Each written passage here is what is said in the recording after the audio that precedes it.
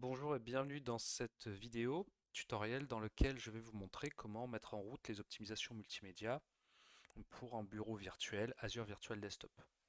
Donc, ce que j'appelle optimisation multimédia va concerner la navigation sur des sites internet qui proposent du contenu multimédia, comme YouTube par exemple.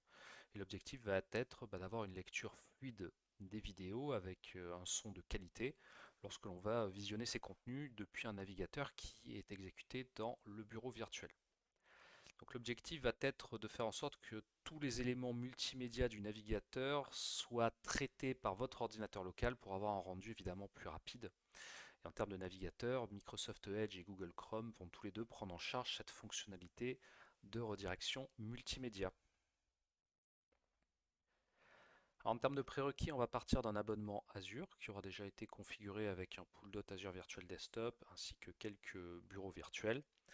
Et on aura besoin d'utiliser le client Windows Desktop, donc qui est disponible sur Windows 10, Windows 11 et version IoT Enterprise, dans la version minimum 1.2, 22, 22, ou les versions évidemment supérieures qui sont sorties depuis, pour récupérer le petit plugin de redirection. En fait, c'est une petite DLL qui sera donc déposée sur votre appareil local. Alors à l'heure où j'enregistre la vidéo, cette fonctionnalité de redirection multimédia est toujours en preview et on va également avoir à configurer votre ordinateur client pour accéder au programme Insider Azure Virtual Desktop afin de déverrouiller cette fonctionnalité. Donc première partie, vous pouvez récupérer le client Windows Desktop à l'adresse que j'ai mis ici en bas de l'écran.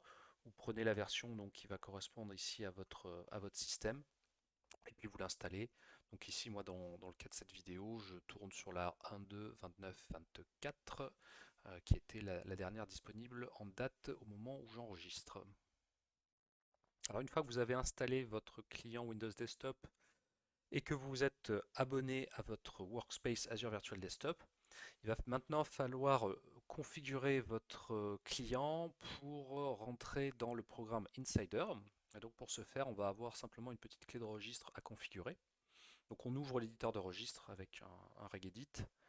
On va venir se placer dans HKey Local Machine, Software, Microsoft et on navigue jusqu'à la clé MSRDC. Et on va créer sous cette clé-là une autre clé. Donc on va faire clic droit, nouveau, clé. Et on va créer une clé que l'on appelle Policies. Voilà. Et dans cette clé Policies, on va venir créer une valeur de chaîne. Donc encore une fois, clic droit, nouveau, valeur de chaîne. Et on va créer une chaîne que l'on va nommer ReleaseWing et en valeur de données, on va indiquer la valeur Insider. Voilà, une fois que c'est fait, vous pouvez fermer votre éditeur de registre et vous pouvez relancer le client Windows Desktop. Et donc si tout a bien été paramétré, vous devriez pouvoir vérifier que juste à droite du nom de la fenêtre, vous avez bien la mention Insider qui apparaît. Voilà, donc ça c'est important de le vérifier. Encore une fois, à date, on est sur une version de préversion et pour bénéficier de la fonctionnalité, il vous faut être dans cette version Insider qui vous donne des mises à jour en avance de phase par rapport au canal de disponibilité générale.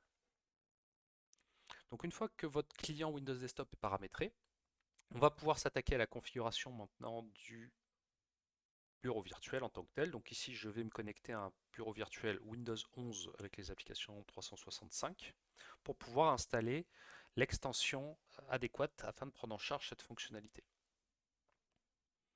Donc là, on va le faire de façon interactive.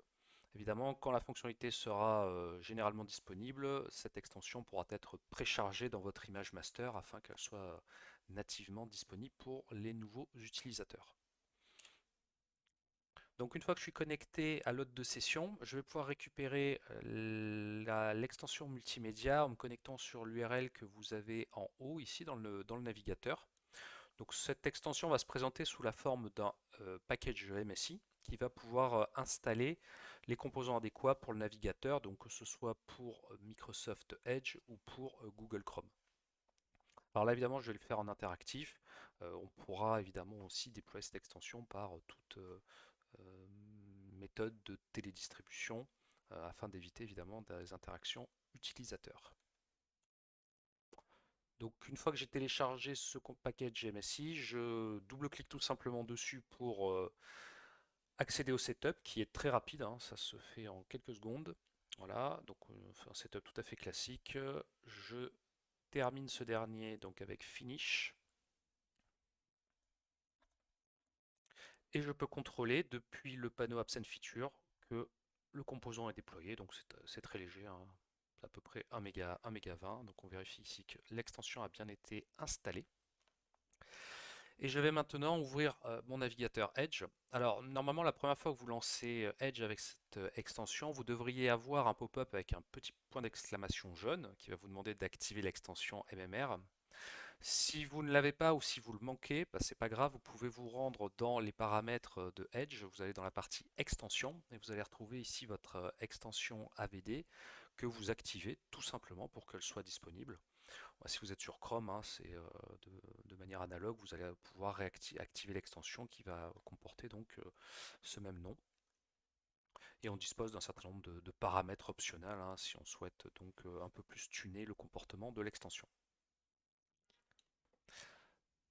Une fois que l'extension est activée, dès lors que l'on va se rendre sur des sites web qui vont proposer du contenu multimédia, vous allez pouvoir rapidement vérifier que votre extension multimédia est bien active au niveau de votre navigateur en contrôlant en haut à droite le statut au niveau de cette icône. Donc par défaut, vous n'avez pas de statut qui apparaît hein, quand vous êtes sur des sites, je dirais, qui n'ont pas de contenu multimédia. Mais dès qu'on va se retrouver par exemple ici sur YouTube, pour qu'on soit certain que l'extension fonctionne et que vos vidéos soient bien sûr lues de manière fluide, vous devez bien vérifier que vous avez une coche verte qui apparaît. Et donc ça signifie que votre client Windows Desktop est correctement connecté et donc va pouvoir assurer le rendu des vidéos qui vont donc être jouées dans le navigateur. Si vous avez un carré rouge avec un X à l'intérieur, ça veut dire à ce moment-là que l'extension ne fonctionne pas. Pour conclure ce tutoriel, je vais vous montrer le fonctionnement depuis un poste virtuel sous Windows 11. Donc ici on est connecté à YouTube depuis Microsoft Edge.